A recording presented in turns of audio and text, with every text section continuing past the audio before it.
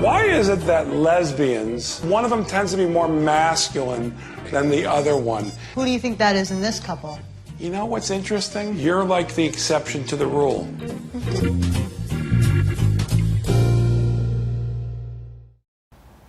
What happens when a community claims injustices and demands more human rights and civil liberties? And what happens when these demands are met? For a number of years now, I've been watching the developments of the LGBTI community. And as it grows in number, getting more strength and sympathy from governments and civil liberty groups, it now poses a threat to another community.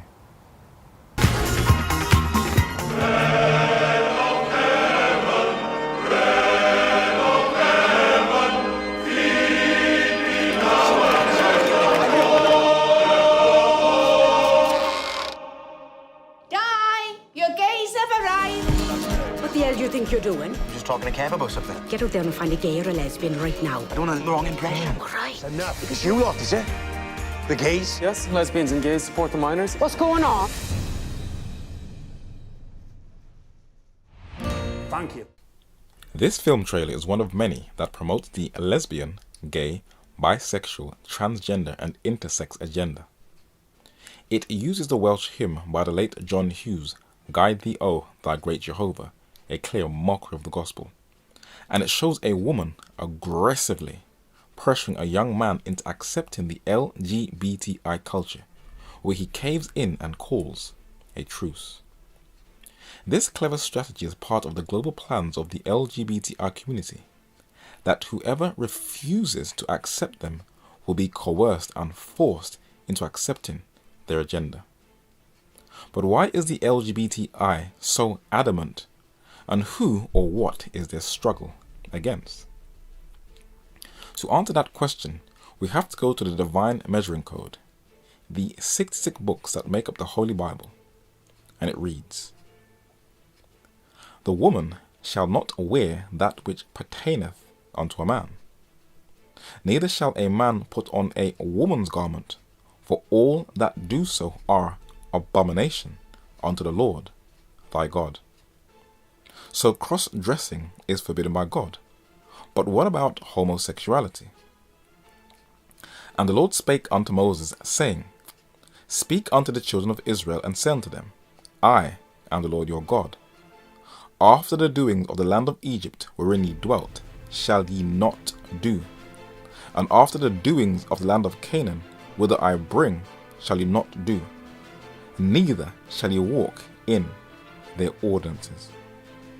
So what was one of the practices they were not to follow? "Thou shalt not lie with mankind as with womankind." Why? It is abomination. There are many Christians and non-Christians alike who will say that this text is outdated and does not apply to us anymore in this digital age.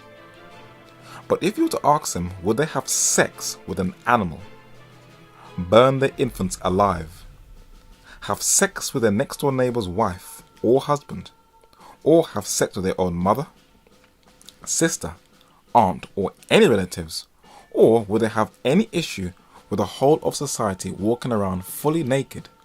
All or most would say no. Why? Because it is all forbidden in that outdated chapter in Leviticus chapter 18. Now, why did God forbid that form of sexual activity? And why is the modern world trying to defend it?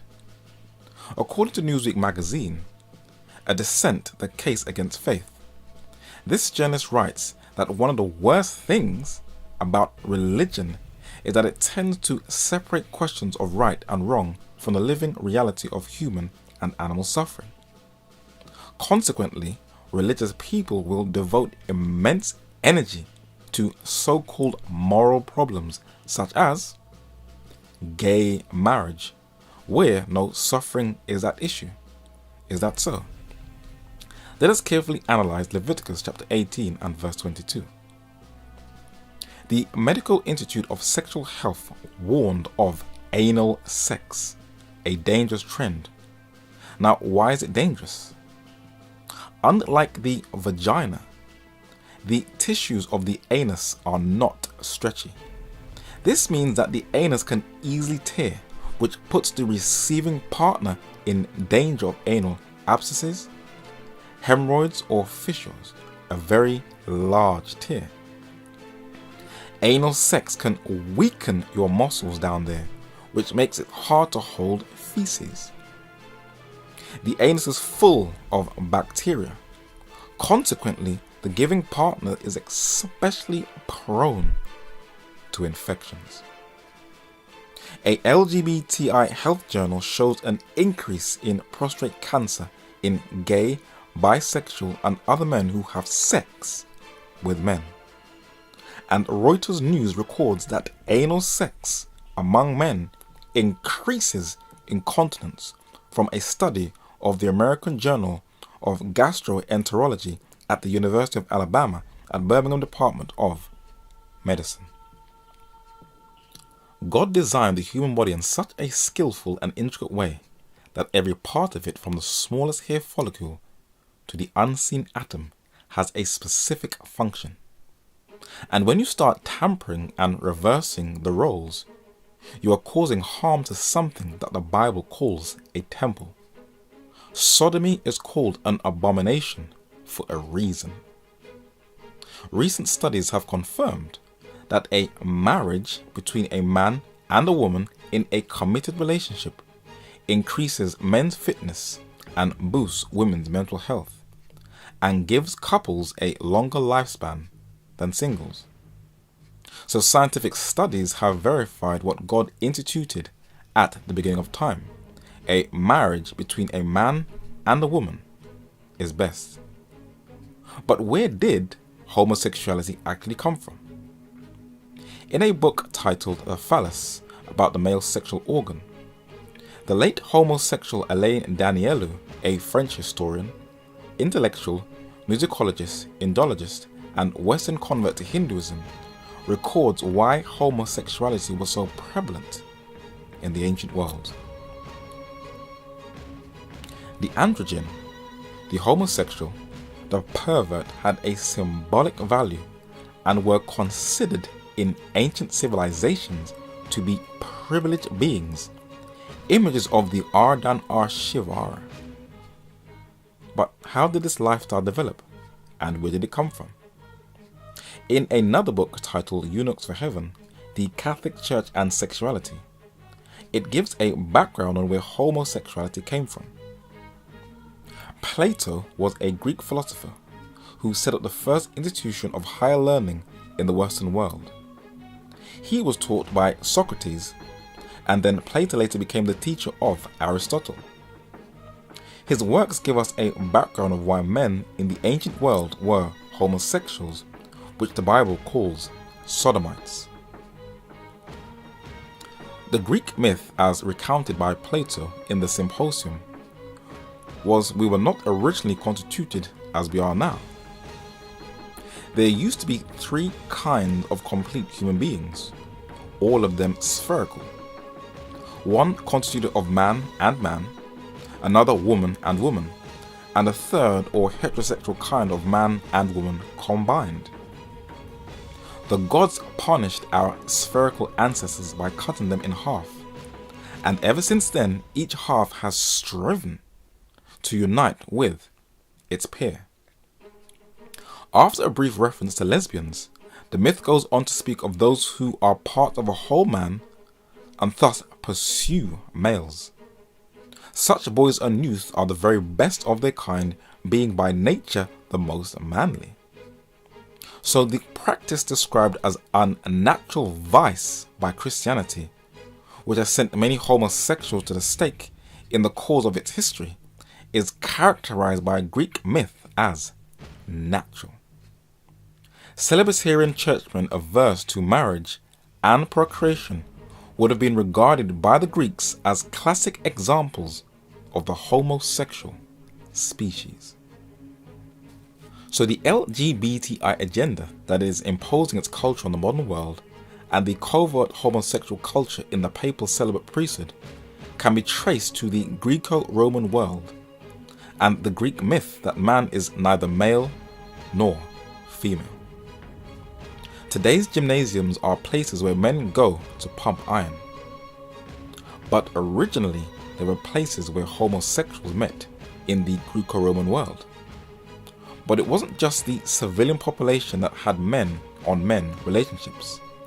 Many a time it was even the heads of state.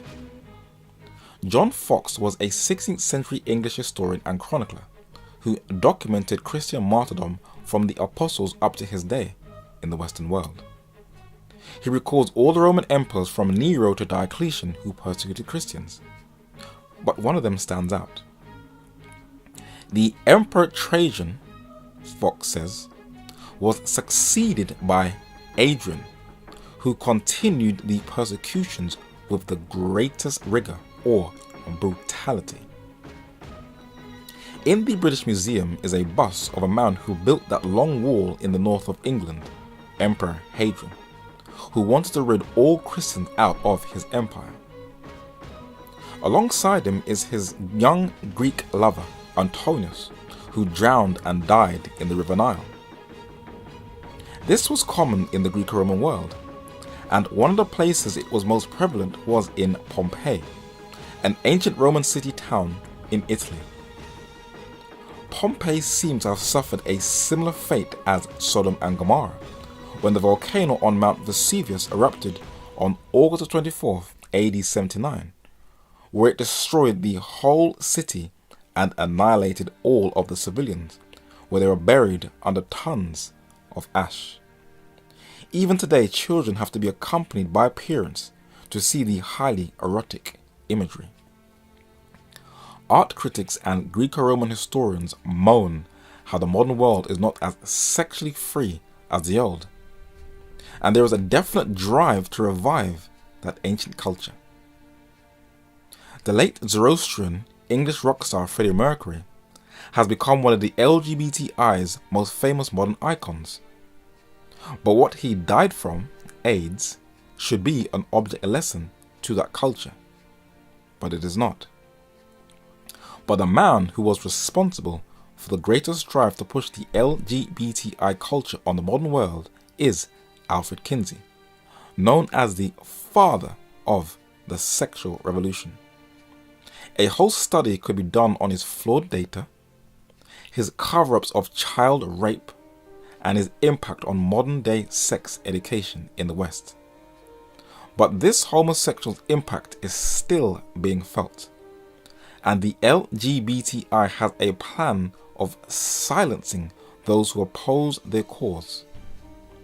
In a book titled The No-Nonsense Guide to Sexual Diversity, a clever word has been used to keep people in check. The punishments meted out for homosexual behavior have often been accompanied by a particular virulence and extreme reaction we now term homophobia. It's a relatively new word emerging in the 1960s. In 1972, George Weinberg's book Society and the Healthy Homosexual defined it as the dread of being at close quarters with homosexuals. Mark Friedman added to the definition a description of homophobia as extreme rage and fear reaction to homosexuals. And writer Audre Lorde added greater depth in 1978 when she defined homophobia as fear of feelings of love for members of one's own sex and therefore hatred of those feelings in others. This is the secular mind's description of homophobia, and the narrator has observed that Christians have now embraced the word and are also using it as a weapon to silence others in their congregation. But the LGBTI has a plan, and it is documented in a book published in 1989, After the Ball, How America Will Conquer Its Fear and Hatred of Gays in the 90s. It reads, "Gays must launch a large-scale campaign. We've called it the Waging Peace Campaign to reach straights. How? Through the mainstream media. we'll be more successful than before because we can base our techniques, that is, desensitization, jamming, and conversion. As most activists see it, there are two different avenues to gay liberation: education, that is, propaganda, and politics. Wherever possible, come out. Coming out allows more jamming of the reward system for homo hatred. Jamming can work, even if open gays merely stand around homo haters without saying a word. In their presence, extreme bigots become less confident that their incitements will generate applause. And when bigots fall silent, they cannot as easily pass their social disease onto the next generation. Coming out is the key to socio-political empowerment. Repeatedly displayed mass media images of gays could conceivably do even more to reverse negative stereotypes than could the incremental coming out of one person to another. Celebrities like US rapper Jay-Z is a supporter of gay marriage. And Lady Gaga wrote a song called Born This Way to promote the LGBTI agenda. And when the most famous iconic figures in the entertainment industry support it, it will gather more sympathy, especially when male celebrities feature on the front cover of gay magazines. Those who study advertising and the mind of their civilians are fully aware that people idolize and worship celebrities. And once they can add their voice and influence for a cause, if these celebrities have a huge social media following, a whole generation can be influenced to the LGBTI agenda. Television will be used as a tool to confuse the next generation in sexual identification and gender roles. I would like to say that if any man out there who is single is looking for a wife, you better ask that individual you are going to marry to see a birth certificate and childhood photos. For this transgender movement is crazy. You don't know what you're picking up nowadays. And these individuals were all born men. It is quite frightening. And male celebrities like CeeLo Green in a dress will open a door to make cross-dressing more acceptable. But the younger generation will be a target. And when you're raised in a household of Scientology philosophy, that will definitely mess up your head. And Jaden Smith wearing a dress for Louis Vuitton will create a generation of effeminate men. English singer FKA Twigs also promotes the cross-dressing culture in her video Gloss and Patron, where these men look so camp.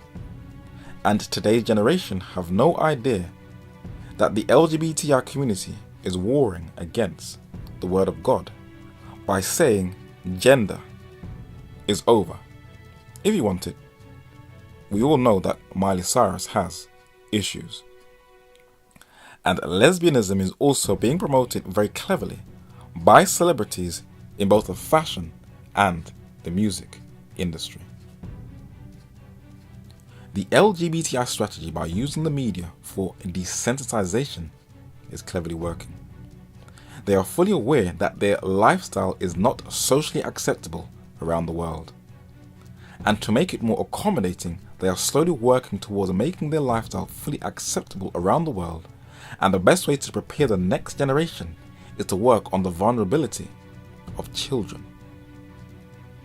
Paranorman was an animated film that came out in 2012. It was about a young boy who could see dead people. One of the characters, his friend Mitch, was a gay guy, making it the first CGI or first openly gay character in animation. It started a trend. On the cable channel Cartoon Network, the cartoon Steven Universe is a boy with 3 mothers. They may all look or be aliens to cleverly take away the seriousness of it, but this one gender policy of raising children is a slow trend that is cleverly creeping into Western societies. It still is not socially accepted, but there is a drive to make it so. On the Nickelodeon channel, you have an animation called The Legend of Korra, a sequel to Avatar: The Last Airbender. It is a blatant nature worship, where people can manipulate the elements of water, earth, fire, or air.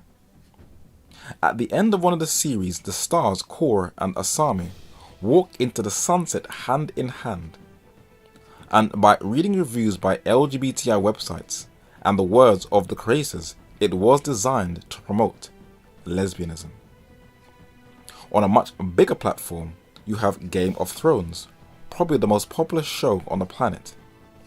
And in some of its series, according to London's Evening Standard magazine, dated the 12th of April 2013, it promotes gay nights. And when you promote the LGBTI on that scale, barriers will definitely be broken down. But when the narrator spent 5 years of his life studying media in both college and university, a name regularly popped up. A man who was educated by the Sons of Loyola, Alfred Hitchcock. And this man could use the lens to cleverly manipulate your emotions. He was interviewed by the man standing on the left, John Russell Taylor, an English critic and author. And when he was psychoanalyzing Hitchcock, he gives an insight into the power of the motion pictures when he said that film is a way of controlling people, a weapon in the battle of life. And the 21st century has seen a push by Hollywood to promote the LGBTI agenda, something it never did in the previous century, using some of the biggest names in the industry. Turned some heads and changed some hearts and minds to believe in the direction you're believing. Television is the greatest, conduit for that because it reaches more people. This man, Jesus. This man who pursued me to the ends of the earth, who worked so hard to make us happy. Amen. Amen. It's just sometimes I want to cry when I think about how happy I am. You're what? I'm gay. Gay? My name is Stephen Russell. Nice to meet you, Stephen Russell. My name is Philip Morris. This is destiny. Lord, I want to be like Jesus in my heart, in my heart. Look down upon this child and heal him. We get to be ourselves here. Shouldn't we let other kids have that same thing? This isn't a geography club. We're like a secret support group For what? for gay teens. You gotta give them hope. You'll be the first openly gay man elected to major office. I think you're part of the machine now. Society can't exist without the family. We're not against that. Can two men reproduce? No, but God knows we keep trying.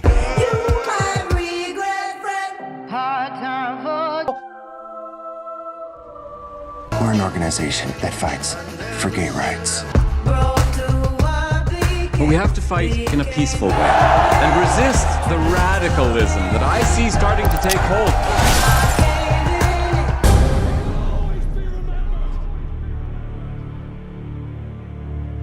In the end, all that matters is what you've done. Never will there be an Alexander like you. Alexander the Great. In 2004, Academy Award-winning director Oliver Stone presented to the world a film about the life of the 4th century BC Greek king Alexander of Macedon, better known as the Great, a man who is considered as one of history's most successful military commanders. The Greco-Roman world was known for its homosexuality, and Oliver Stone presented Alexander as a bisexual. It was a box office flop. Conservative America did not want to entertain that, and in Greece they wanted to sue Oliver Stone for portraying Alexander as a bisexual. But the LGBTI push didn't stop there. The following year, in 2005, the film Brokeback Mountain was released by director Ang Lee. It received critical acclaim, and this now started a trend. In the same year, in 2005, in the film Be Cool, former wrestler turned actor The Rock plays a black gay bodyguard. And one of the most successful ways of injecting an idea is through comedy. The humor breaks down your resistance. In the film Little Ashes, a 2008 Spanish-British drama film, Robert Pattinson plays Spanish surrealist painter Salvador Dali, and it promotes the homosexual relationship between two men, even though many historians try to deny it happened. In the 2010 film Black Swan, actors Natalie Portman and Mila Kunis partook in a lesbian love scene considered as the most iconic sex scene in cinema. In 2013, the film Behind the Candelabra was about the life of American pianist and singer Liberace, who was played by Michael Douglas, and his lover, who was played by Matt Damon. And the following year, in 2014, the French-American drama film Love is Strange was a promotion of gay marriage that starred John Lithgow. Why is there this drive by the LGBTI to push their lifestyle onto the modern world via Hollywood? They are fully aware that their behavior is not socially accepted, and even Hollywood is not as accommodating to the LGBTI lifestyle as many people think. Straight men can play gay roles, but gay men can't, and their own research is confirming this. And even those who have been in the industry for years still struggle to share their lifestyle to the public at the 2013 Golden Globe Awards. I guess I just have a sudden urge to say something that I've never really been able to air in public. So, declaration that I'm a little nervous about, but maybe not quite as nervous as my publicist right now, huh, Jennifer? You know, I'm just gonna put it out there, right? Loud and proud, right? So, I'm gonna need your support on this.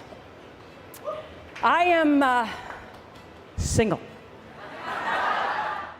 But the LGBTI, according to their own book, After the Ball, will continue to push their agenda using the mainstream media to, as their own words testify, desensitize a generation who have been raised on the cult following of science fiction, where they will have to either reject future projects of their favorite movies or accommodate it so they can be regularly entertained by that weapon in the battle of life. Just 6 theatrical film studios, known collectively as the Majors, control the vast majority of the world's movie business, from production to distribution. Disney, Columbia Sony Pictures Entertainment, Paramount Pictures, 20th Century Fox, Warner Brothers, and Universal. The Majors are owned by multinational parent corporations, respectively the Walt Disney Company, Sony, Viacom Inc., News Corp, Time Warner Inc., and until 2009, General Electric Vivendi. Smaller but still significant companies include MGM, United Artists, Lionsgate, as well as DreamWorks SKG, which is named after its billionaire founders Steven Spielberg, Jeff Katzenberg, and David Geffen. The studios are basically distributors, banks, and owners of intellectual copyrights, summarizes Richard Fox, Vice President of Warner Brothers. This tightly controlled, profit-driven industry is now using its muscle to boycott powerful bodies who do not want to entertain the LGBTI agenda, such as the state of Georgia in the United States, who have no interest in entertaining that lifestyle. But when the economic pressure weighed in, and prominent actors also stepped up the pressure, it caved in. For corporations are also giving their support to the LGBTI agenda, such as Android, which has been developed by Google, that powers more than 1 billion devices across the globe, from phones and tablets to watches, TVs, and even cars. And banks, such as Lloyd's, promotes gay marriage, and this should wake up people to the extent of their support. Barclays Bank sponsored the LGBTI march in London, England in 2015, where people wear the Barclays t-shirt in honor of their distributor. So the LGBTI is backed by a powerful corporate element, and if the economy runs the world, those banks and corporate bodies can use their economic influence to silence those who oppose them. British billionaire Sir Richard Branson, who founded Virgin Group Limited, is a full supporter of the LGBTI movement. Virgin is fully supportive of gay marriage, supporting it in every way, and it has set up a business coalition to support it. And those companies include American Express, Google, IBM, LinkedIn, and MasterCard. And when you have one of the most famous sports icons on the planet, such as Usain Bolt, who is sponsored by Virgin, if this man can electrify the planet in a space of 9 seconds and send his home country Jamaica into a frenzy when he wins a race, many are aware that his native island is not tolerant of the LGBTI agenda at all. I don't care who won't vex. Jamaica not support no same sex.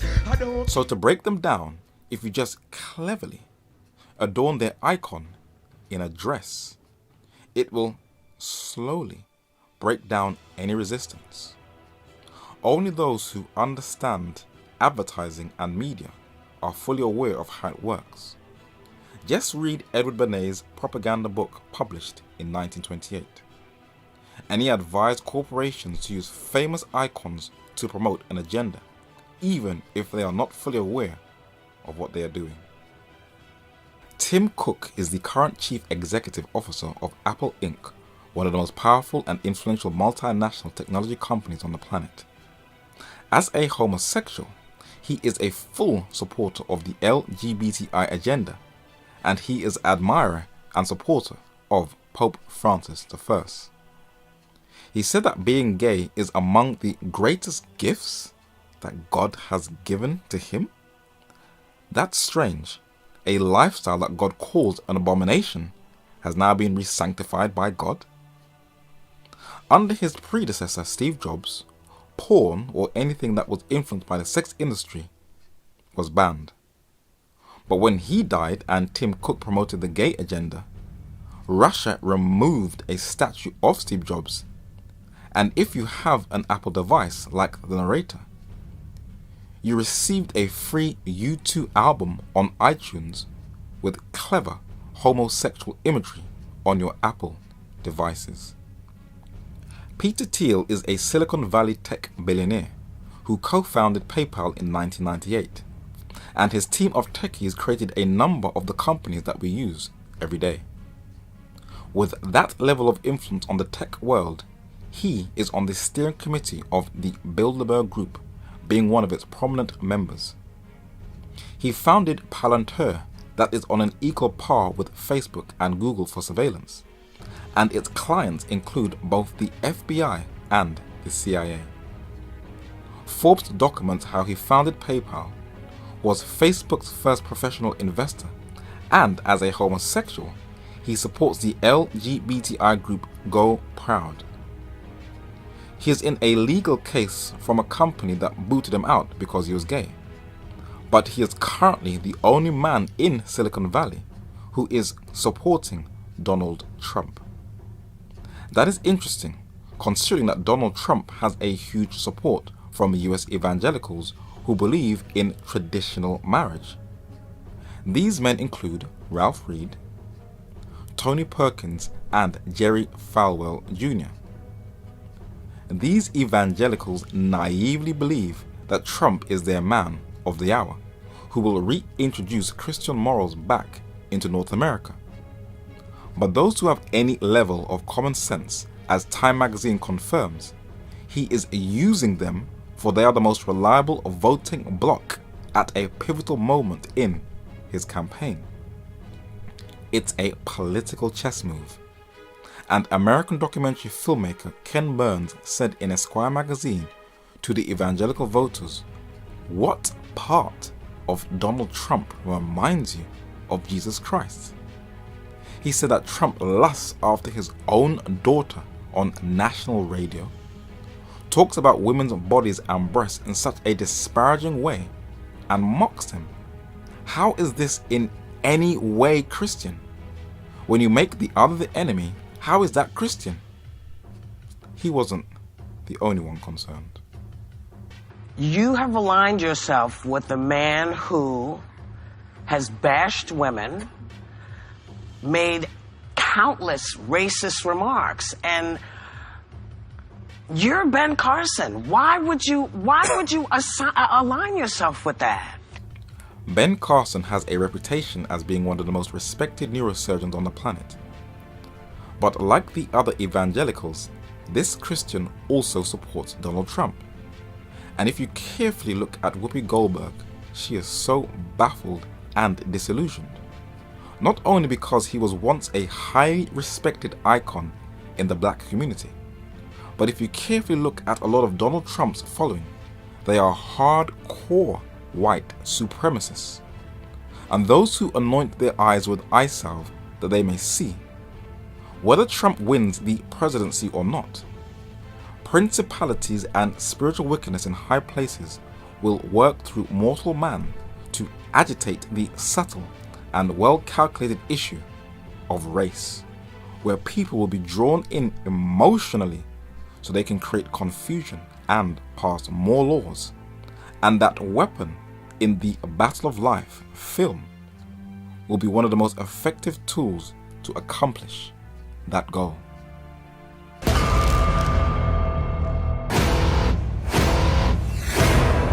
Big things are coming.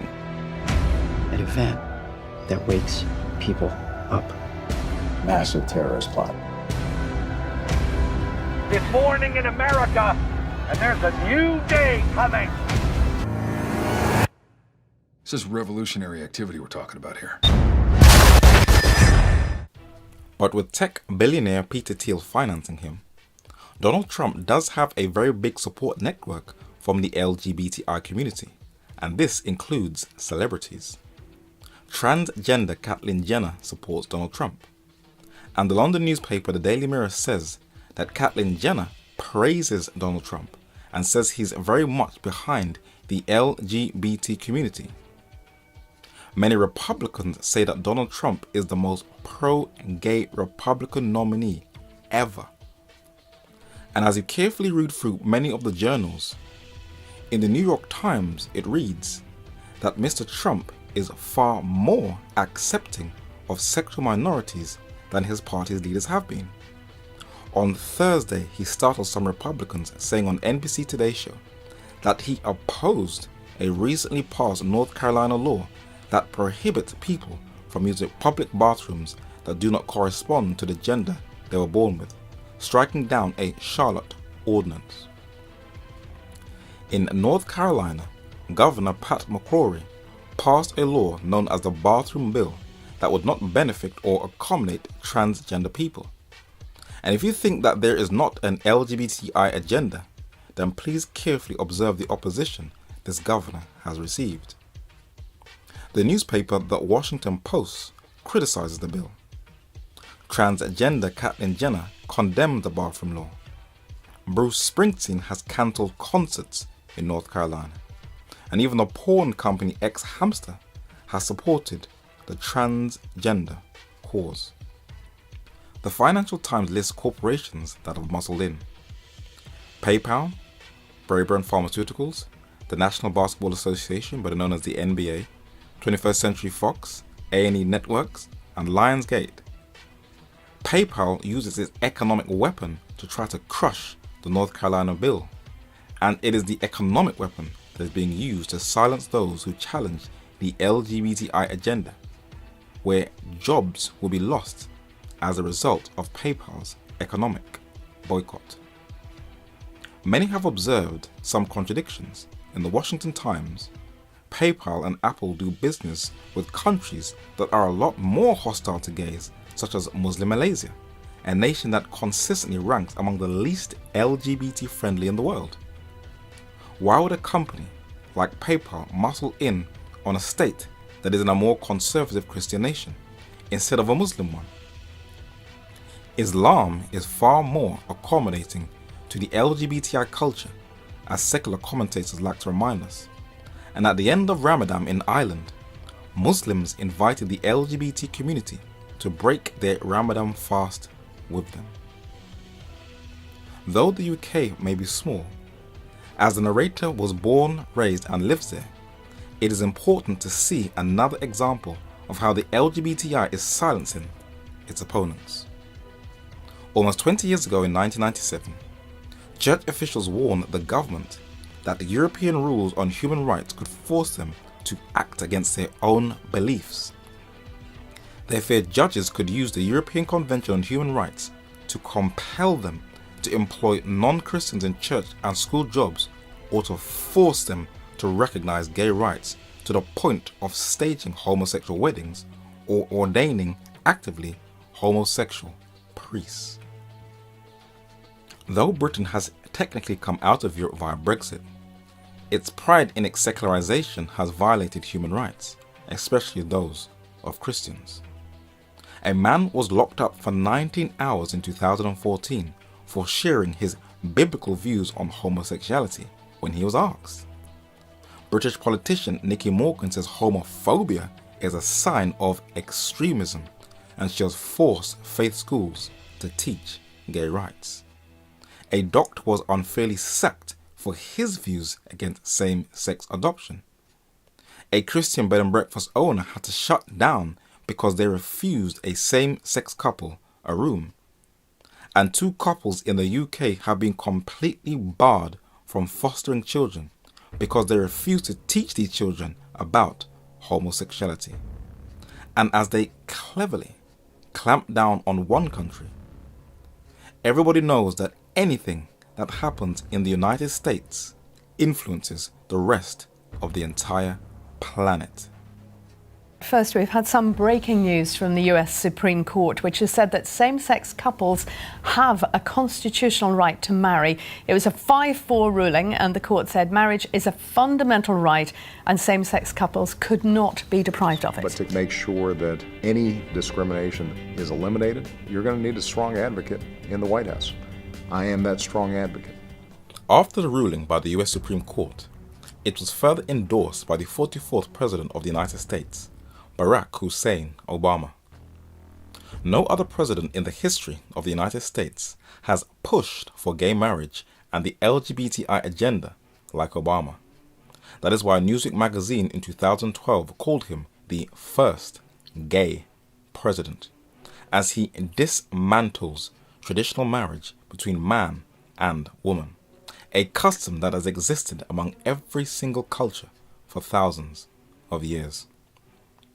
He became the second US president to visit Jamaica in the Caribbean, and this time it was to promote the LGBTI agenda. He also went to the homeland of his father, Kenya, in East Africa, to promote it, but they weren't having none of it. 9 out of 10 are opposed to it. Africa has a sad negative reputation, where its people are viewed as the most hostile people to homosexuality on earth. This is false, but there is a reason why it is against the act, like most of the cultures on the earth. Though the narrator does not endorse any violence to anyone, for Jesus said, "Go ye therefore and teach all nations," not beat all nations. But it is important to see why the African continent opposes LGBTI. In a British magazine looking at the world from an African perspective, the February 2010 issue shows an intellectual tug-of-war between 2 Americans. Professor of History Karina Ray at the Jesuit Academy, Fordham University, is a full supporter of the LGBTI. But a rebuttal came by Dr. Molefi Kete Asante professor and chair at the Department of African American Studies at Temple University, and this is what he said. Homosexual acts contradict the very core of fundamental African beliefs in the sanctity of the perpetuation of the African family, beliefs that have been the bedrock of African culture and spirituality for thousands of years. Dr. Molefi Kete Asante, professor at Temple University, USA, and co-editor with Dr. Arma Mazama of the seminal work The Encyclopedia of African Religion, believes that the homosexual discussion in Africa is driven by Western interests, not African interests. According to Dr. Asante, in the process of building community, African culture has no place, no category, and no concept that can accommodate homosexuality as a way of life, because it does not fit with the view that humans should reproduce in order to be remembered for eternity. In the New York Times, an article titled "Don't Ask, Don't Tell in the Black Church is Disinformation Concerning the Black Community." The article reads that "I know," says the journalist, "that the black community is considered a more homophobic culture than most. How we resent the comparison between the gay rights and civil rights movements, that's because there is no comparison. How we are more likely than other groups to interpret the Bible and its condemnation of homosexuality in a literal fashion."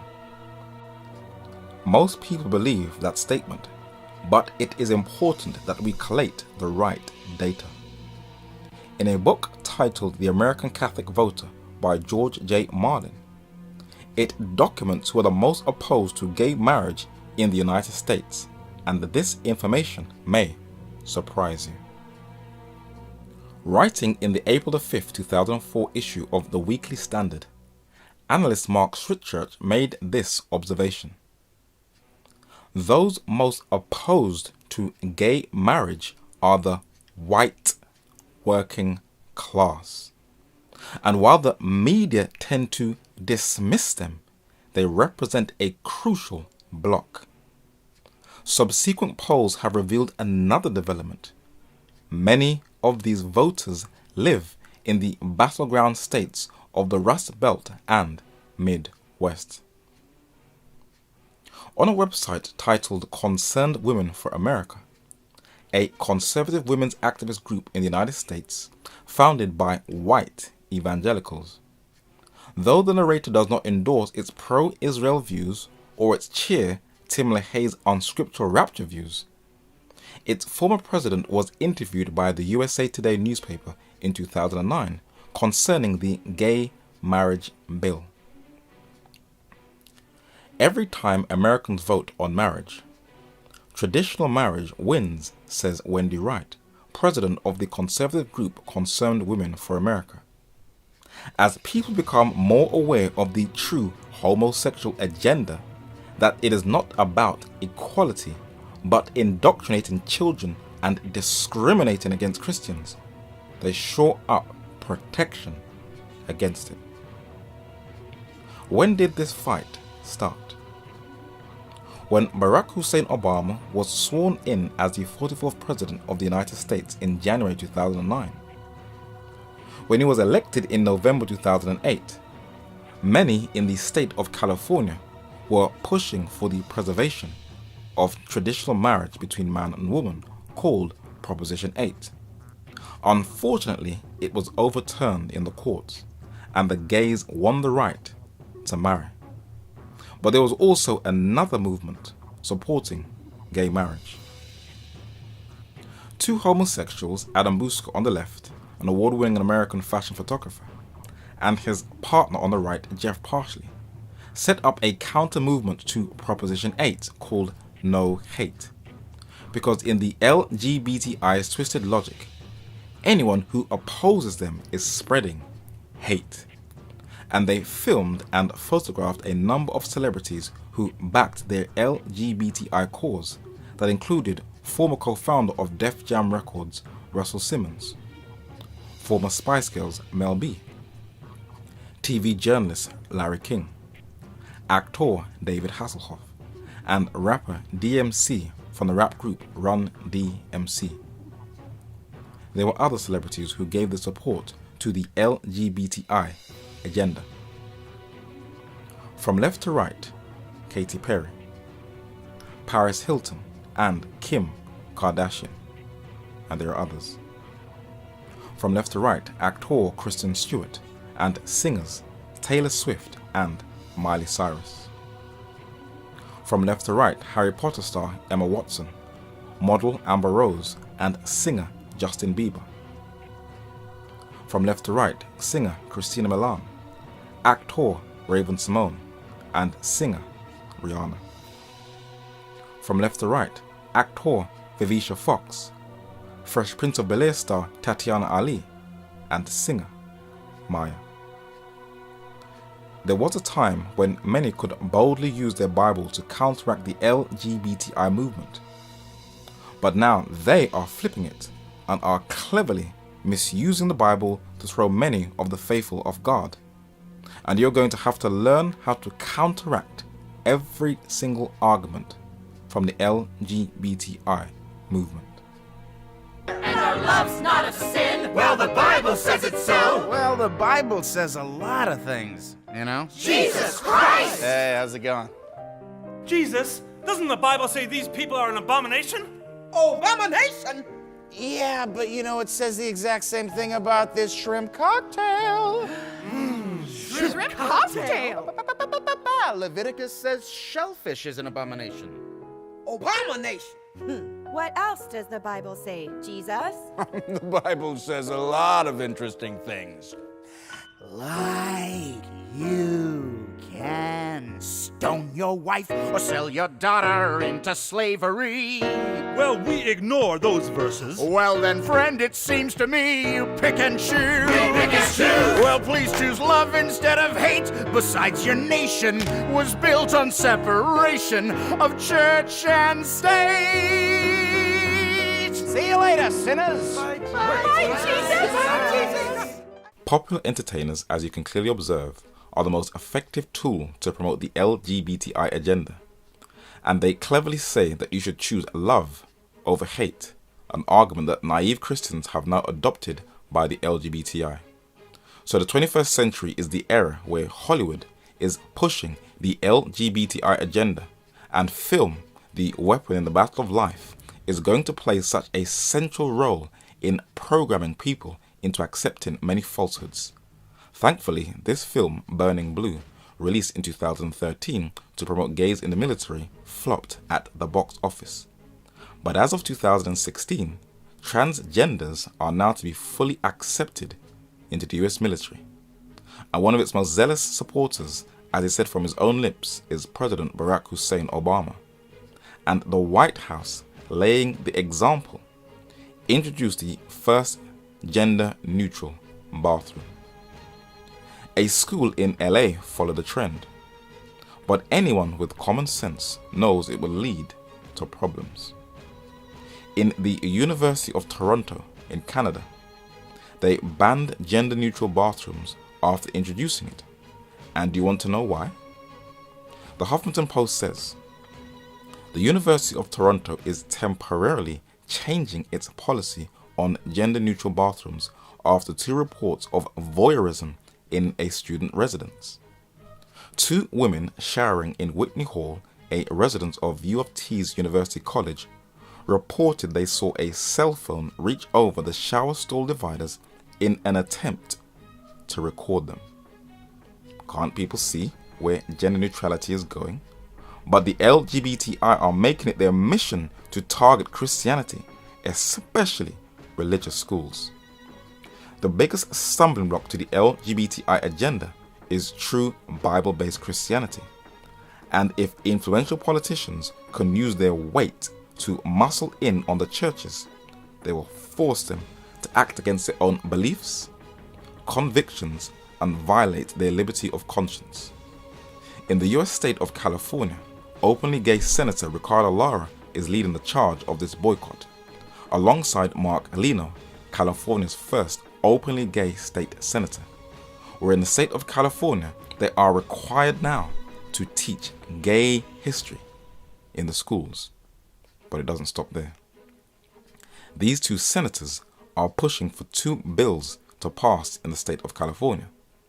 The first is SB 1146 that has the 2 senators' name on them, and the other is AB 1888 that will force Christian academies to accept LGBTI students into their academies, and if not, they will lose state funding and eventually or probably be closed down.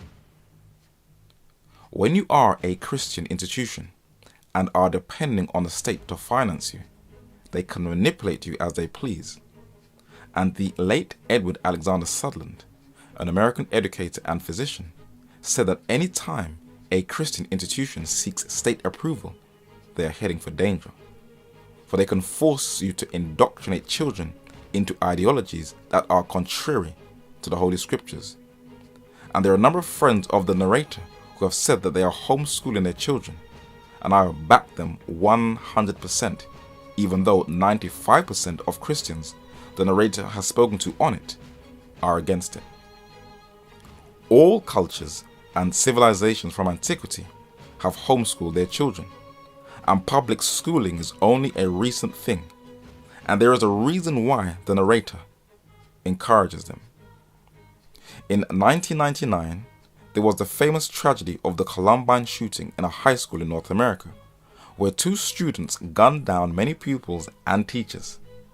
And many parents became afraid of putting their children into the public school, and it generated a new interest in homeschooling in 1999 that has continued to increase ever since. In the United States, just over 30 years ago, homeschooling was illegal in 30 states. Now it is legal everywhere. And a custom that started by Christians is now spreading among affluent parents who want to raise their children themselves. 83% are white, 5% are black, 7% Hispanic, and 2% are Asian or Pacific Islanders, according to the US Department of Education. In the UK, it is also increasing, and according to the BBC website, there has been a 65% increase in homeschooling in over 6 years, and this trend is growing and growing, where a child can have an education, be an individual without being dictated to by the state. But it has not grown unnoticed. It has come under severe attack, and the London Guardian has taken some extreme elements and have built an argument on it, where it said that though families opt to homeschool for many different reasons, a large part of the growth has come from Christian fundamental sects, where they say much of fundamentalist homeschooling is driven by deeply sexist and patriarchal ideology. They sound very similar to Adolf Hitler's Nazi Germany, which banned all homeschooling. Do you want to know why? Adolf Hitler wanted to mold every single child that was born in Nazi Germany into the image of the state, so that they had no independence of thought. And while many people think it may have died at the end of the Second World War, it is one of the few 1938 laws that still exists on Germany's statute books, where homeschooling is still illegal in Germany, and families who do homeschool face having their children taken from them and put into care, who are treated like terrorists. And a SWAT team can turn up at your house and dismantle a whole family, as these Germans were to discover. According to the Daily Mail, they returned the children where they were allowed to remain with their parents after it was judged that they were being well treated, but authorities seized the youngsters' passports to stop them again leaving the country. The United Nations in 2006, under its Human Rights Council, condemned Germany's law on homeschooling, where in Section 62, a portion of it reads, "Distance learning methods and homeschooling represent valid options which could be developed in certain circumstances, bearing in mind that parents have the right to choose the appropriate type of education for their children as stipulated in Article 13 of the International Covenant on Economic, Social and Cultural Rights. Other German families have fled to the United States so they can have the freedom to raise their children on their own without the state interfering with their children's well-being.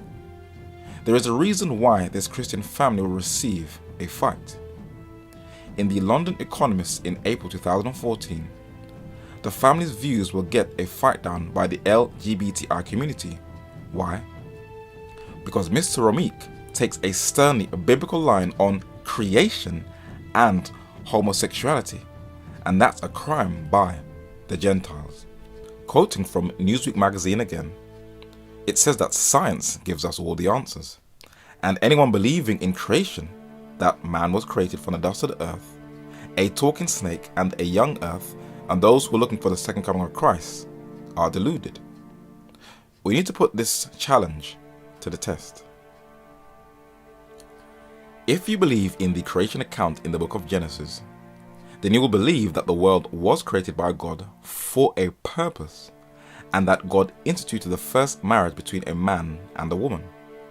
But if you believe in Darwinian evolution, that teaches that we are no different to animals, for it is all about the survival of the fittest, because we live in a purposeless world where all is just relative, and there is no God and no judgment or accountability for our actions, and there is no creation, man has no right to tell others who they can marry or what gender they can be. Let us measure the two arguments. The scientific community is confirming that the Earth is unique among all of the other planets. Man was not created for space, he was created for Earth and its laws of gravity. The elements that make up the human body are made from the dust of the earth, and anthropology always confirms that the earliest skeletal remains are either monkey, ape, or just man, no in-betweens.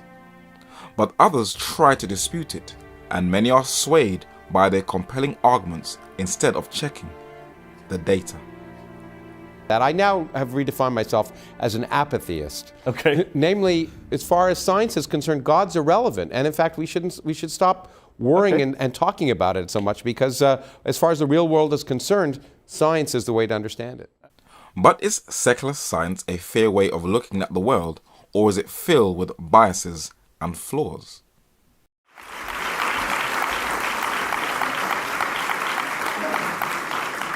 The science delusion is the belief that science already understands the nature of reality in principle, leaving only the details to be filled in. This is a very widespread belief in our society. It's the kind of belief system of people who say, I don't believe in God, I believe in science. It's a belief system which has now been spread to the entire world. But there's a conflict in the heart of science between science as a method of inquiry based on reason, evidence, hypothesis, and collective investigation, and science as a belief system or a worldview. And unfortunately, the worldview aspect of science has come to inhibit and constrict the free inquiry, which is the very lifeblood of the scientific endeavor. Let us carefully analyze nature, just using the data that is available to us, not with wild speculations and forceful aggressive arguments, just using one of the keys to unlocking the origins of life, the fossil record. Dragonflies are insects known for their large eyes and strong transparent wings. They are not as annoying as houseflies, and they can fit into the palm of your hand. They are related to the Meganeura that has wingspans of up to 65 centimeters, the largest known flying insect species. And according to secular science, they are dated to 300 million years ago. But guess what? It is still a Meganeura dragonfly. Stingrays are very unique looking fish that look like flying saucers from a sci-fi film, and are known for their barbed stingers to protect themselves. This is a fossilized stingray in London's Natural History Museum, and they date it to millions of years. But guess what? It is still a stingray. Fish that swim in the ocean, like these salmon, as well as herring and sardines, are a regular diet for those who enjoy eating fish. This fossil of a Niti okeana, found in Fossil Lake, Wyoming in the USA, is related to herrings and sardines, and they date it to 50 million years old, but it is still a fish. These cute frogs are in England's London Zoo. They could be the poisonous type from South America, but the narrator is not sure. In London's Natural History Museum is a fossil of a frog dating to millions of years old according to secular science. But guess what? It is still a frog, no evolving involved. In London's British Museum is one of the largest carvings of a scarab beetle from ancient Egypt. The scarab beetle would wait for an elephant to lay its dung on the ground, where it would eventually lay its own eggs inside of it. When it rolled the dung, according to the ancient Egyptians who worshipped nature, they believed that the scarab beetle was rolling the sun god over the heavens. When you carefully look at a beetle, it is beautifully designed, and every portion of its body, from the top, back, front and bottom, has its purpose. Fossils of the dung beetle shows that it has not evolved into another creature, but it is still a beetle. This squirrel in London's Hyde Park was expecting the narrator to hand it some nuts. It was real cute, but I had nothing to share. They have recently found fossil remains of the oldest squirrels in China, known as saber-toothed squirrels, that are still, well, squirrels. And the scientists say that they lived 160 million years ago, who looks like today's squirrels, and mammals have been around for longer than scientists expected. Scientists still refuse to admit that their ideas are flawed, so they say we have some really compelling evidence. They are the echidna, a mammal that can lay eggs. That is evidence of evolution, they say. And the Australian platypus, a mammal that has a duck bill, webbed feet and also lays eggs like the echidna. Neither of them actually confirm evolution. Scientists discovered the remains of the earliest platypus, and it was 2 times larger than a modern-day platypus, and its discovery has shaken up the evolutionary tree. Many look to secular scientists for absolutes and guidance, when these scientists whose worldview has influenced the planet know full well that they are lying to people. Whenever you hear a scientist saying this species evolved from this one, and they show no data from the fossil record, they are blatantly giving false information. And as you carefully look at what scientists are doing, they continue to guess where they suspect humans evolved from. And both a naturalist and a cosmologist have to admit that they would like to know how life began. I can help them. They can go to the Bible. The origin of life is something we don't know anything about, and we want to know something about it, and I would love to know how life actually got started, the origin of the first self-replicating entity. I'm not a biologist, and that's my top 3 things as well.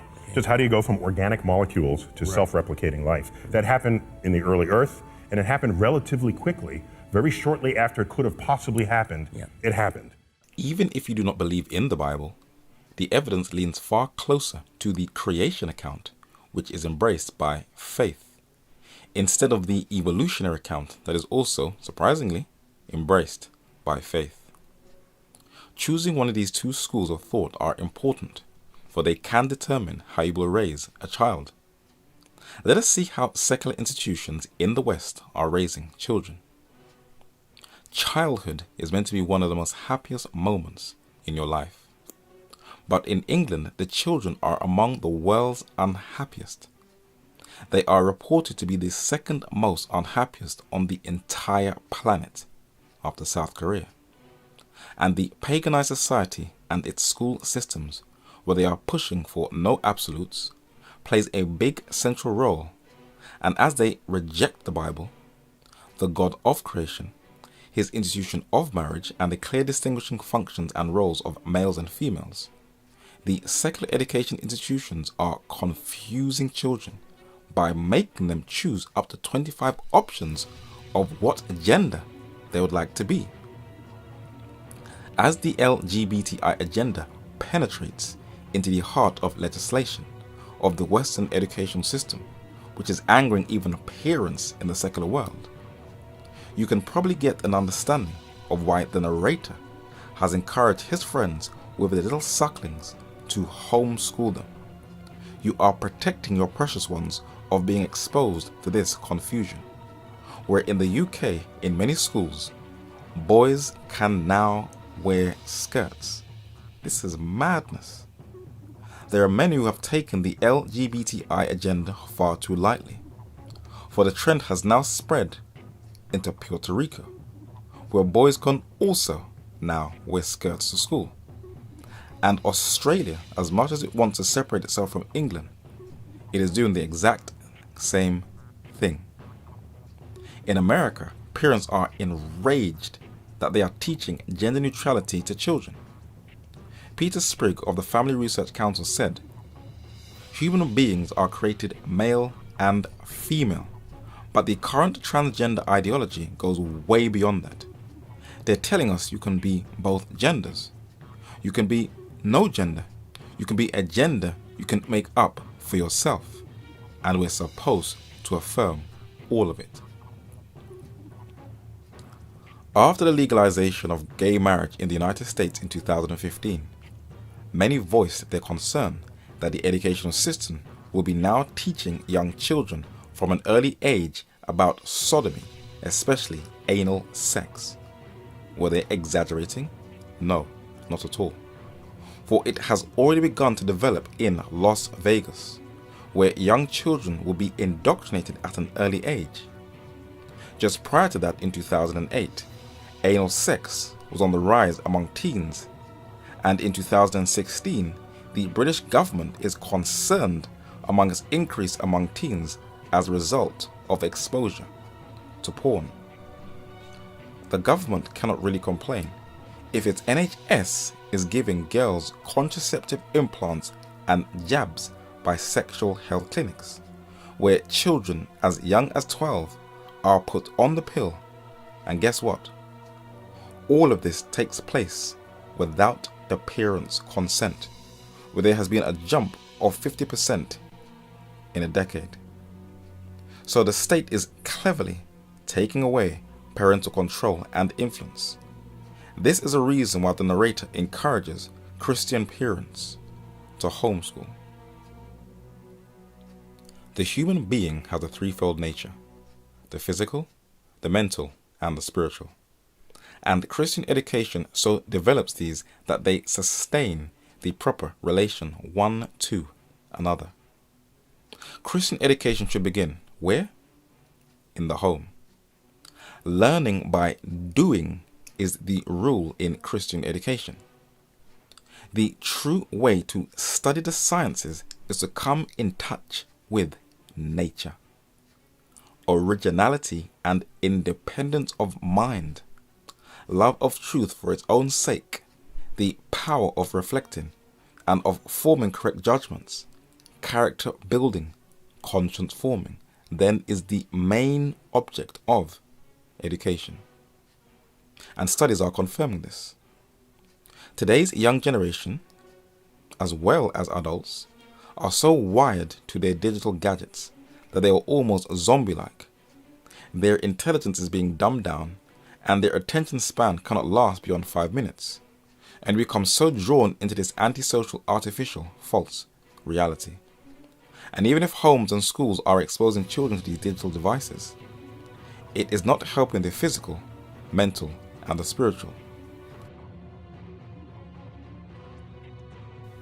England's Sunday Times magazine documented that more British children are being diagnosed with depression.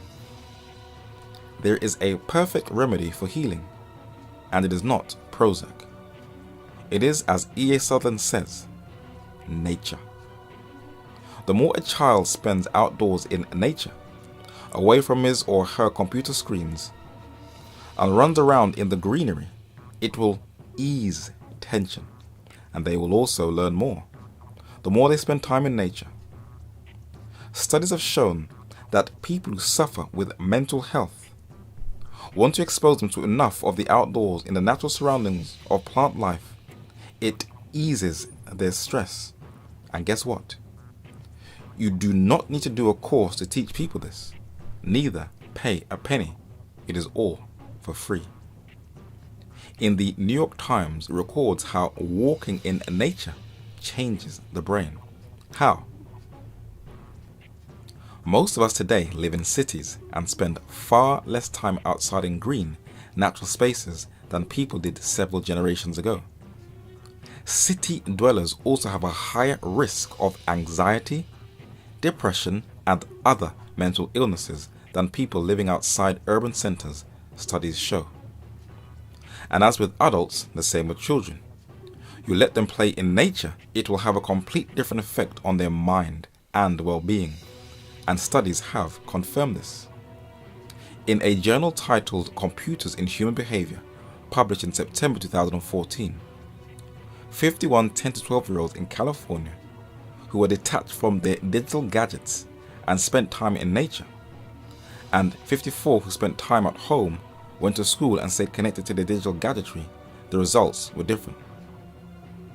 The 51% who spent time in nature, they found to be more sharp, intuitive, and interactive. The others were a lot more dumbed down, as recorded in Newsweek magazine. So the E.A. Sutherland method is accurate, and an individualized education is far better, for studies have shown that in the United States, homeschool children are extremely academically sharp than those in state schools. Studies have shown that homeschool children score higher on school tests as recorded in The Atlantic. And this is what the research has shown concerning homeschoolers, according to the Wall Street Journal in the year 2000. The high scores are no fluke. As the movement grows larger and more diverse, evidence is mounting that homeschooling, once confined to the political and religious fringe, has achieved results not only on par with public education, but in some ways surpassing it. In the Washington Times, 9 years later in 2009, the trend continues among homeschoolers. In language, math, science, and social studies, homeschoolers average 80+ percentile. And in Canada, more and more parents are pulling their children out of state schools, and it is growing so fast. And though they are for different reasons, many are catching wind of the LGBTI agenda and want their child to have, as E.A. Sutherland encouraged, that individual mind. For he knew the tactics when he said, paganism, moreover, has but one model for all men. Its aim is to ever crush individuality and mold all characters alike. The United Nations, though encouraging homeschooling in Germany, has cleverly taken an anti-Christian stance, and it will start a trend that will grow. For if homeschooling influenced by Christians is influencing parents, then they at least need to attack it via the school systems, where the United Nations is saying that making children attend Christian assemblies is violating their human rights. That is so foolish. But in the UK, parents could face court action for removing children from gay lessons. You don't think there is an agenda? Homeschooling is being cleverly targeted as radicalizing your children in the UK. But in Scotland, they're making even tougher measures to surveillance your child, where every single child that is born in Scotland has to have a state guardian to monitor each and every family who have children in Scotland.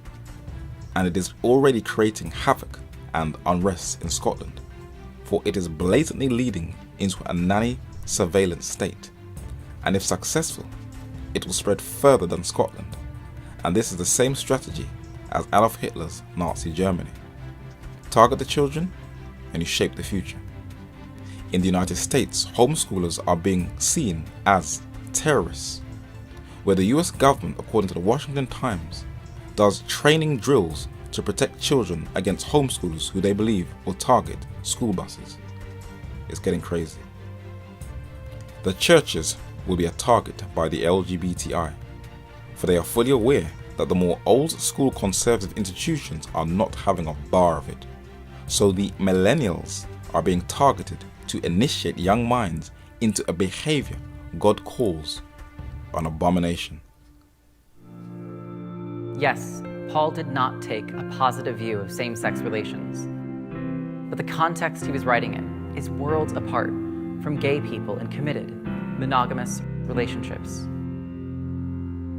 The Bible never addresses the issues of sexual orientation or same-sex marriage, so there's no reason why faithful Christians can't support their gay brothers and sisters. It's time. Yep, it is time to counteract his argument and all the false arguments that are being launched against the church, and respond zealously but not aggressively, with tact and skill. For the word of God has to be your offensive and defensive weapon. In Eastern Christendom, the Syriac Bible dominated the church in the East, and the Aramaic language, the Peshitta Bible, created the Christian culture in the Orient. On the African continent, the Ethiopian Bible, written in the liturgical language called Ge'ez, once dominated that entire culture. And in Northern Europe, in England, 16th century English martyr William Tyndale is shown in this painting with his finger pointed to the guide of his life, the Bible. Another 16th century English martyr who took up Tyndale's mantle was John Rogers, who was also a Bible translator like Tyndale, and he also has a Bible in his hand. And other 16th century martyrs were Hugh Latimer, Bishop of Worcester and chaplain to King Edward VI, also with a Bible in his hand. Nicholas Ridley, the only bishop called Bishop of London and Westminster, with a Bible in his hand, and Thomas Cranmer, the Archbishop of Canterbury, is also seen in this painting with a Bible in his hand. All of these men were burnt alive because they refused to compromise their biblical position, which their enemies could not refute. And if you make the Bible your number one guide, it will be impossible for people to use it against you. When people follow the narrator's advice to research for themselves, then they are able to detect if the narrator has made any historical or biblical mistakes.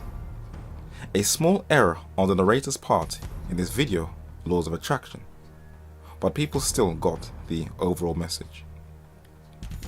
Jesus is our model and example, for as he was the Word, he used the Word of God to overcome the three great temptations that overcome all men today. He used "it is written" to overcome appetite in Matthew chapter 4 and verse 4. He used "it is written" to overcome presumption in Matthew chapter 4 and verse 7. And he used "it is written" to overcome the love of this world in Matthew chapter 4 and verse 10. And we have to follow the Lord's example, because Jesus said, "Whosoever cometh to me," number 1, "and heareth my sayings," number 2, "and doeth them," number 3, "I will show you to whom he is like. He is like a man which built an house and did what? Digged deep, and," listen very carefully, "laid the foundation on a rock. And when a flood arose, the stream beat vehemently or aggressively upon that house," and listen to this, "and could not shake it." Why? For it was founded upon a rock. So when your foundation is deeply rooted in Jesus Christ and his word, Jesus said nothing can shake you. All the arguments will just be laughable. So make sure that you daily study the word of God, so no secular critic, church organization, preacher, father, mother, wife, or friend can sway you. And you need to be thorough in both the Old and New Testaments. and are built upon the, listen carefully, foundation, once again, of the apostles and prophets, Jesus Christ himself being the chief cornerstone, Ephesians chapter 2 and verse 20. For other, listen again, foundation can no man lay than that is laid, which is Jesus Christ. And if your foundation is not rooted in the word, then you are finished. Psalms 11 verse 3 says, if the, listen carefully, foundations be destroyed, what can the righteous do?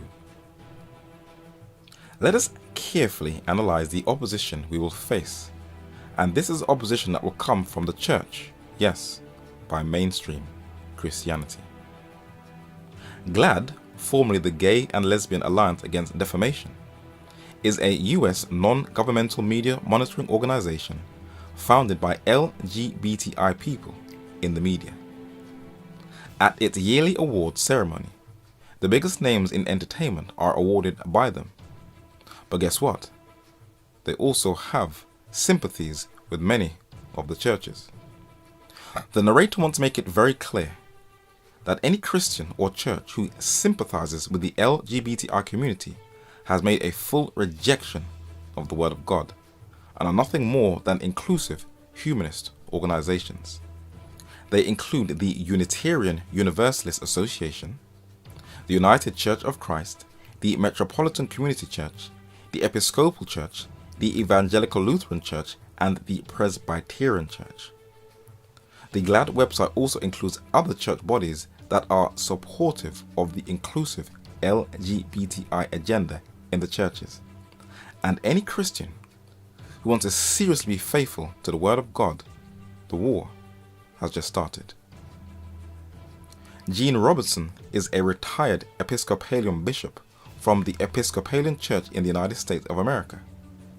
He became the first priest in an openly gay relationship to be consecrated in a major Christian denomination. He sits on the chair on the left on BBC TV on the 13th of July 2008, alongside another homosexual on the right, British actor Sir Ian McKellen. And this LGBTI agenda will cleverly merge many of the churches and the world. Oscar Wilde was a famous 19th century Oxford-educated Irish playwright, novelist, essayist, and poet. Though married, he was jailed for his homosexuality. He has now been embraced by the Vatican. And that really shouldn't be surprising, seeing their bishops and priests are pushing for gay marriage, which is not surprising considering half of their clergy are homosexual. And Pope Francis I has long courted the gay community. That is why he adorns the front cover of their magazine, The Advocate, as Person of the Year, with the No Hate insignia on his face. He has said that the church should apologize to gays, and this is one of his clever PR moves to gain more sympathy with the LGBTI and make Bible believers look like fanatics. The Anglican Church a couple of years ago saw gay marriage as a challenge, but with its current head, Justin Welby, also an ally of Pope Francis I, he speaks with the same voice by apologizing to the LGBT community and said in the newspaper The Daily Telegraph that Christians need to repent over the wicked attitude to homosexuality. An evangelical minister has said he supports the LGBT community and the church should too. See ya. A retired Methodist pastor also gives his support for the LGBT community, and the list is growing. An LGBT pastor says Christians can be gay. In which Bible is this individual getting the authority from? Tony Campola is, I call him, Compromise Inc. On his official website, he said, "Are you ready to fully accept into the church those gay Christian couples who have made a lifetime commitment to one another? the answer from even at the doors is no. Pastor Rick Warren has formed an unholy alliance with Sir Elton John, one of the most famous gay advocates on the planet. Sir Elton John said that Jesus would let gay clergy wed, but he is not the only one advocating these very stupid ideas. So when I was would Jesus approve gay marriage? I believe he would. I believe Jesus would. I don't know how. I don't have any verse in Scripture. No. But I just intuitively, yeah. No. I believe that Jesus would approve gay marriage, but I'm not. That's just my own personal belief. Yes. Yeah. I think Jesus would encourage any kind of love affair if it was honest and sincere, and was not damaging to anyone else. And I don't see that gay marriage damages anyone else. Jimmy Carter, the 39th President of the United States of America, said even though he had no scriptural authority to defend his claims, Jesus would still endorse gay marriage. Let us actually see what Jesus said about marriage. The Lord said, "But from the beginning of the creation, God made them male and female. For this cause shall a man, male, leave his father and mother, and cleave to his wife, female. And they twain shall be one flesh. So then they are no more twain or two together, but one flesh. What therefore God hath joined together, male and female, let not man put asunder." Mark chapter 10 verses 6 to 9. So nope, Jesus did not endorse same-sex marriage.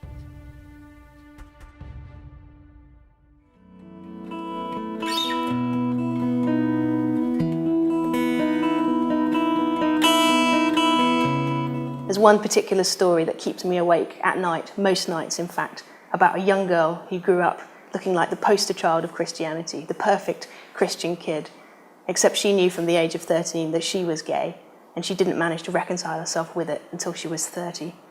That story keeps me awake at night, predominantly because it's my story. Contemporary Christian singer Vicky Beeching was interviewed in the London Independent newspaper and said that, "I'm gay.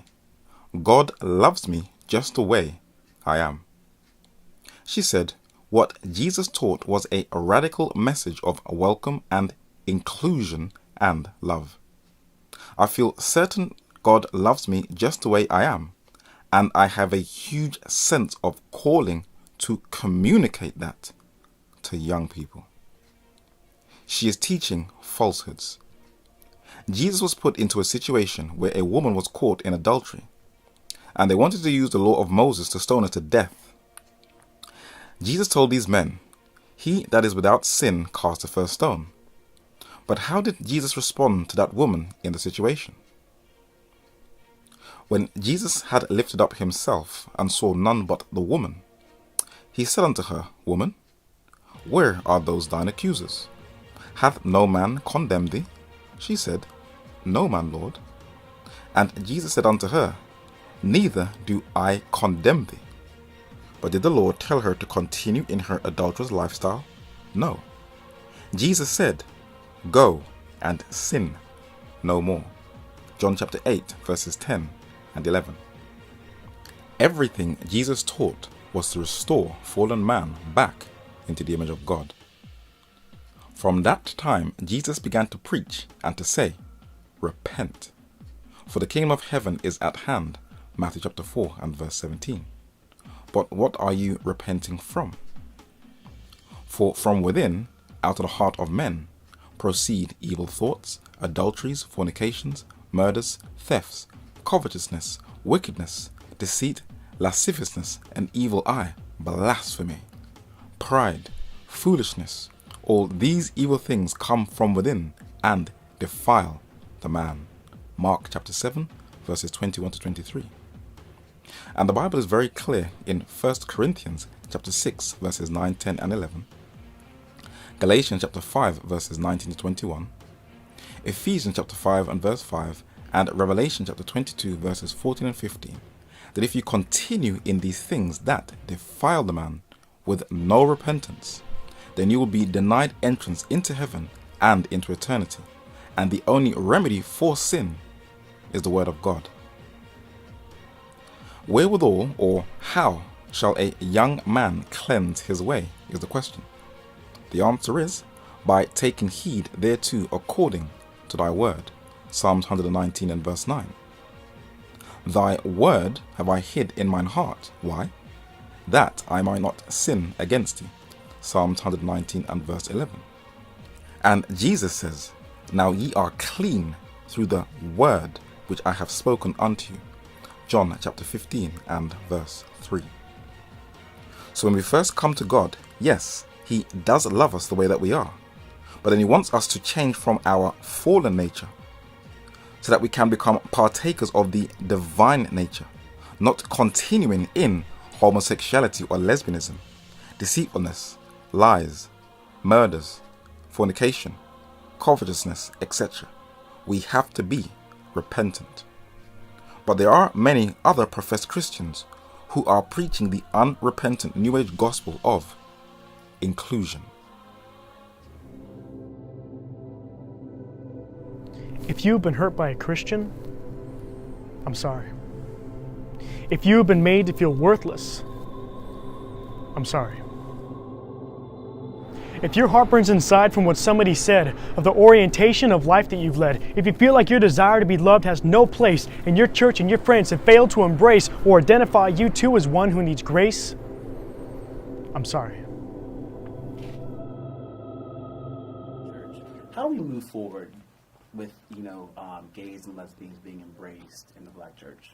Well, this is what I would say, first of all, is I would say that I want to apologize for all of the hurtful and painful things that have been said about people in the church that have been talented and gifted and been musical, that we've used, that we've embarrassed them and made sermons at them, and Steve and all this other horrible crap that we've done, and we have not we have not treated them like people. A question coming in from Black 185 in our digital community said, do you think, I'm assuming, LGBT community and the Black church can coexist? Absolutely.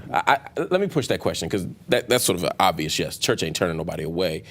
How should the Black church and LGBT community exist? I think it's going to be diverse from church to church. Every church has a different opinion on the issue, and every gay person is different. And I think that to speak the church, the Black church or white church or any kind of church you want to call it, are all the same is totally not true. And all gay people are not the same. The types of relationships that are afforded are based on the types of people in each individual case. Yeah. And LGBTs of types and sorts have to find a household of worship that reflects what your views are and what you believe, like anybody else. What we're seeing right now in this day, I believe God pulling us ahead into greater and greater affirmation and acceptance of our gay brothers and sisters and pastors and friends and neighbors and coworkers. And we're realizing that God made some of us one way and some of us another. And it can be a beautiful thing. On one hand, you quote homosexuality is an abomination from Leviticus. But you say that right after you ate some shrimp, some catfish, and some lobster.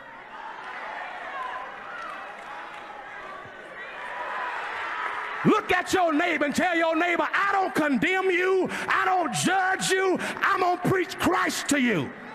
Because you can't evangelize and antagonize at the same time.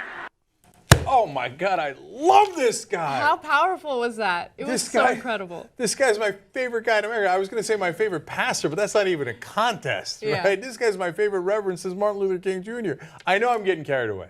Okay. But look at the message that he has. Not only, of course, I like him because he's saying the same things I've been saying about shrimp for a long time. He's saying it much better, much more emphatic. But you can preach hate from the pulpit, which so many have done for so long, and get people riled up about that hate, or you can preach love from that same pulpit and get people riled up about that. Yeah. Okay, so E. Dewey Smith, amen. Amen, brother. Jesus said in Luke chapter 6 and verse 26, Woe unto you when all men shall speak well of you, for so did their fathers to the false prophets. Pastor Dewey Smith Jr. said his sermon that went viral was taken out of context and that it was not a support for the LGBT community. Well, they didn't think so, and it was embraced by the secular-minded Gentiles like a lucky charm. I suppose him playing Chris Brown and Lil Jon in his church wasn't a support for urban music. Many may think that Even at the Doors has an axe to grind against popular preachers and musicians. Not at all. These are influential figures, and as your average Christian does not really study their Bibles, whatever the preacher or the church says goes, and anything they say, people think that is true Christianity. And if this pastor is preaching the same thing as the LGBTI community, that we should be preaching love and not hate. Here's my point. We pick and choose the scriptures that we want to use to beat folk up with. To me, you pick and choose. Well, please choose love instead of hate. Then discernment is needed. It has to be addressed. Now let us look at the shrimp argument. Thousands of years before Moses, this was well known in the pre-flood earth, when God said to Noah, "Of every clean beast thou shalt take to thee by sevens, the male and his female, and of beasts that are not clean by two, the male and his female." Genesis chapter 7 verse 2. When the flood was over, God accepted the clean beasts as a sacrifice. It reads that, "And Noah builded an altar unto the Lord, and took of every clean beast and of every clean fowl, and offered burnt offerings on the altar." Genesis 8 and verse 20. By the time of Moses, God specified what these unclean and clean animals were. "Thou shalt not eat any abominable thing," according to Deuteronomy chapter 14 and verse 3. And one of these is shrimp. "And all that have not fins and scales in the seas, and in the rivers, of all that move in the waters, and of any living thing which is in the waters, they shall be an abomination unto you. They shall be even an abomination unto you. Ye shall not eat of their flesh, but ye shall have their carcasses in abomination. Whatsoever hath no fins nor scales in the waters, that shall be an abomination unto you." In Leviticus chapter 11 verses 13 to 20, it lists the unclean birds you cannot eat. And modern spiritual Babylon, the apostate religio-political system, is described as the hold of every foul spirit and a cage of every, and listen to the language, unclean and hateful bird, according to Revelation chapter 18 and verse 2. It still applies. The pig, or the swine, is called an abomination in Leviticus chapter 11 and verse 7 and Deuteronomy chapter 14 and verse 8. And when the Bible describes the destruction of the wicked before the new heaven and the new earth is created in Isaiah, it says, "Eating swine's flesh and the abomination and the mouse shall be consumed together, saith the Lord." Many believe that when Jesus died on Calvary, he nailed the health laws to the cross. No, he nailed the ceremonial laws of Leviticus chapter 23 to the cross, as Colossians chapter 2 verses 14 to 17 confirms. It is modern day Bible translations like the New International Perversion who distorts Christ's words, where it reads in its unsacred postmodern language. "Are ye so dull?" he asks. "Don't you see that nothing that enters a man from the outside can make him unclean? For it doesn't go into his heart, but into his stomach, and then out of his body." In saying this, according to the NIV, that does not understand the spiritual lessons of Christ, Jesus declared all foods clean. Even though Peter clearly in Acts chapter 10 verses 1 to 28 knew that they were unclean animals still. So the shrimp argument only works with those who follow the NIV gospel, and not to those who stick to the old landmarks. Let us cite one more argument by the LGBTI. The most famous passage is the story of Sodom and Gomorrah. God sends two angels disguised as men into the city of Sodom, where the men of Sodom threaten to rape them. The angels blind the men, and God destroys the city. For centuries, this story was interpreted as God's judgment on same-sex relations. Ezekiel 16:49 sums up the story's focus on violence and hostility toward strangers. Now this was the sin of your sister Sodom. She and her daughters were arrogant, overfed, and unconcerned. They did not help the poor and needy. This man, Matthew Vines, calls himself a gay Christian. You cannot be an abomination Christian. It doesn't make sense. If you are a Christian struggling with lesbianism or homosexuality, anger, fornication, or drunkenness, and you want victory over these strongholds by divine supernatural aid, then that is fine. But if you are bragging about these sins that separate you from God, claiming you are a child of God, then heaven is not pleased. Matthew Vines quotes from Ezekiel chapter 16 and verse 49 to defend his lifestyle from the NIV, the New International Perversion. You may want to know who helped in that translation. It was a lesbian by the name of Virginia Mollenkott. And because of the clever wording of modern day Bible translations, you can understand now why Christians are a lot more tolerant to the LGBTI community.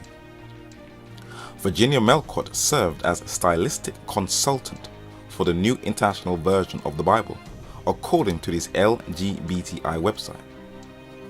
Let us quote from the passage of scripture in Ezekiel chapter 16 and verse 49, and we will be using the 1611 authorized version. It reads, "Behold, this was the iniquity of thy sister Sodom. Pride, fullness of bread, and abundance of idleness was in her and in her daughters. Neither did she strengthen the hand of the poor and needy." This is the passage the LGBTI quote to throw off Christians. And they say this is why God overthrew Sodom and Gomorrah. The narrator has highlighted two words, pride and poor. Let us look at the kingdom of Babylon. The word that the Lord spake against Babylon and against the land of the Chaldeans by Jeremiah the prophet. How did God describe Babylon? "Behold, I am against thee, O thou most" what? "Proud, saith the Lord God of hosts, for thy day has come, the time that I will visit thee." So Babylon, like Sodom and Gomorrah, was full of pride. How did God describe Nebuchadnezzar, king of Babylon? "Wherefore, O king, let my counsel be acceptable unto thee, and break off thy sins by righteousness, and thine iniquities," now listen very carefully, "by showing mercy to the poor, if it may be a lengthening of thy tranquility." So Babylon, like Sodom and Gomorrah, had pride and didn't look after the poor. But God didn't destroy Babylon, but prophesied that it would be overthrown by a foreign power, the Medo-Persians, where they had their dominion taken away. Yet, unlike Sodom and Gomorrah, their lives were prolonged for a season and time. Daniel 7 and verse 12. This man cleverly bypassed the succeeding verse in Ezekiel that reads, "And they were haughty and committed abomination before me. Therefore I took them away as I saw good." So the Bible explains itself. And what was that abomination Sodom and Gomorrah committed? Let us cite the opening text in Leviticus chapter 18 and verse 22. "Thou shalt not lie with mankind as with womankind." Why? It is abomination. And how is God going to deal with an unrepentant, abominable behavior on the day of judgment?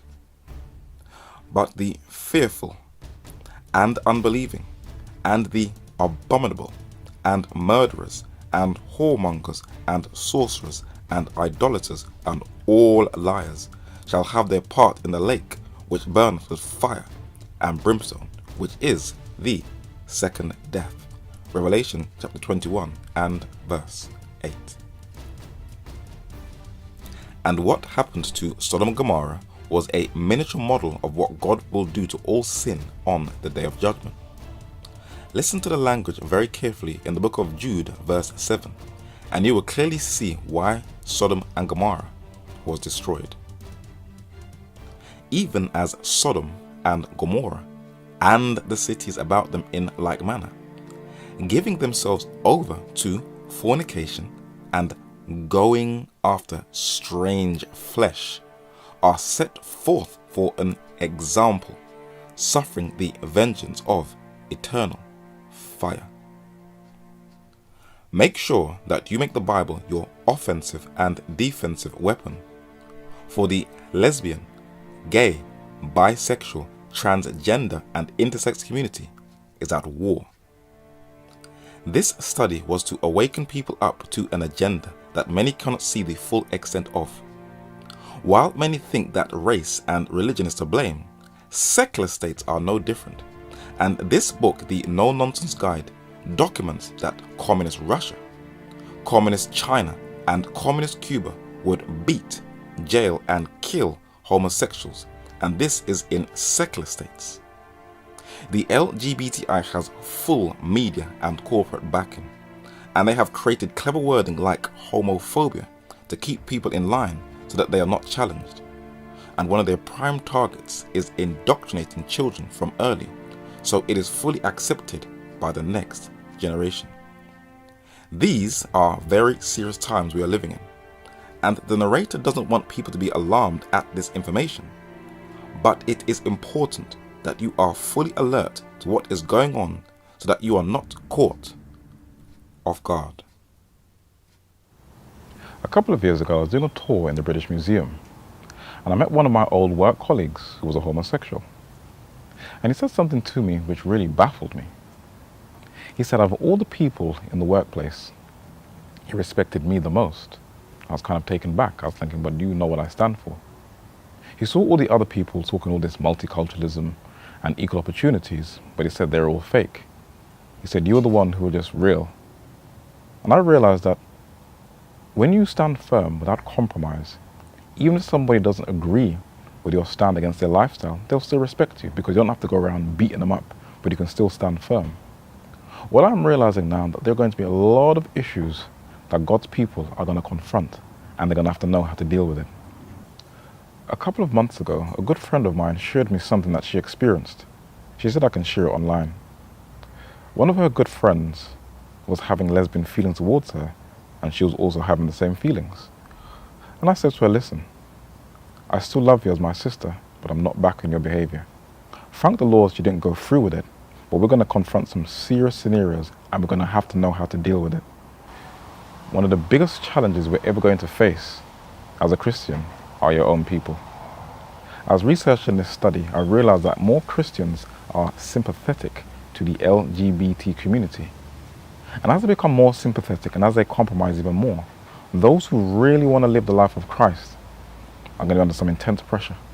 And I've seen a couple of scenarios, even within my own church denomination, where there have been a couple of people who've been attacked by the media, and my church leadership has sided with the media, including members, and have sidelined their own members.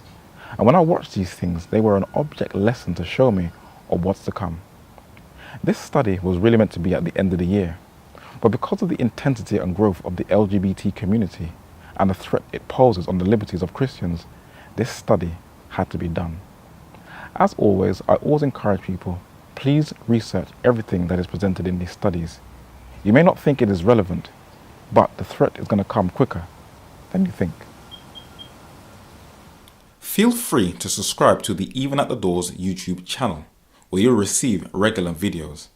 And you can follow us on Facebook and Twitter by clicking on the links below. I would just like to thank all those who have sent donations that have kept this ministry afloat. And if you would like to continue to support this work, also click on the link below.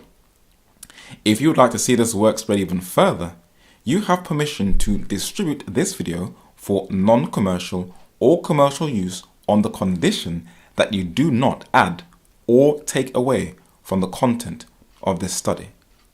Thank you.